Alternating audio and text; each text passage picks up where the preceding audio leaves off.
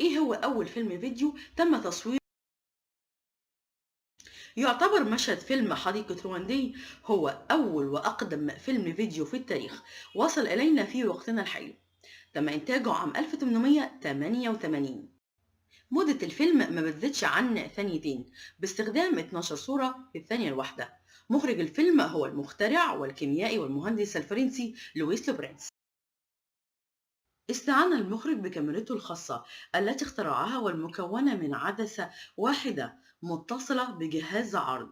وقد قام المعهد الوطني للتصوير والسينما والتلفزيون في بريطانيا بإصدار نسخة منقحة من الفيلم، وكانت مدتها ثانيتين و11 جزء من الثانية، وذلك بسبب اختلاف معيار السينما الحالي عما كانت عليه سابقا.